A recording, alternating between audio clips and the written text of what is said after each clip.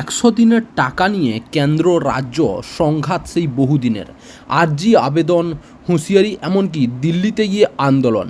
তবে তাতেও কোনো কাজ না হওয়ায় ১০০ দিনের কাজ করেও যারা টাকা পাননি, যারা কেন্দ্রের বঞ্চনার শিকার, তাদের টাকা মিটিয়ে দেওয়ার প্রতিশ্রুতি দিয়েছেন তৃণমূল।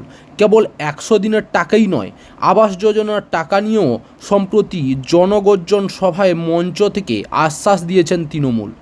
এবার লোকসভা ভোটের পূর্বেই সেই আবাসের টাকা নিয়ে বিরাট ঘোষণা করলেন অভিষেক বন্দ্যোপাধ্যায়। সম্পূর্ণ খবর জানার আগে আপনাদের কাছে একটাই অনুরোধ, চ্যানেল নতুন হলে অবশ্যই আমাদের চ্যানেল NB.com-কে সাবস্ক্রাইব করে পাশে থাকা বেল আইকনটা ক্লিক করে অল নোটিফিকেশন অন করে রাখবেন, যাতে দেশ, রাজ্য, জেলা এবং আপনার শহরের খবর আপনার কাছে সবার আগে পৌঁছে যায়।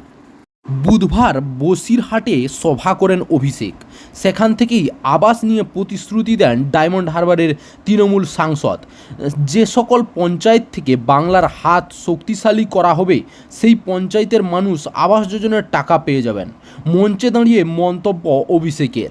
তৃণমূল সেনাপতি বলেন, কথা দিচ্ছি, যে পঞ্চায়েত থেকে আপনারা বাংলার হাত শক্তিশালী করবেন, সেই পঞ্চায়েত থেকে বাড়ির জন্য আবেদন করে থাকলে আগামী ৩১ ডিসেম্বরের মধ্যে প্রথম কিস্তির ব্যবস্থা করব।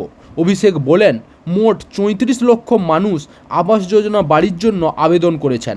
আগে ৫১ থেকে ৫২ লক্ষ ছিল, পরে ১৬ লক্ষ নাম বাদ গিয়েছে।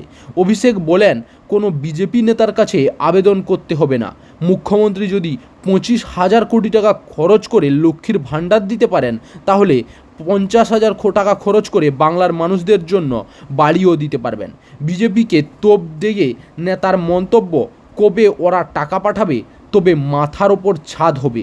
অনেক ভদ্রতা দেখিয়েছি, আর ভদ্রতা দেখিয়ে লাভ নেই। এর আগেও সোমবার দক্ষিণ দিনাজপুর থেকে অভিষেক জানান, আবাস যোজনার বকেয়া টাকা রাজ্য সরকারই মেটাবে। লোকসভা নির্বাচনে বাংলার পাশে থাকলে কারো কাছে হাত পাততে হবে না বলেও মন্তব্য করেন অভিষেক।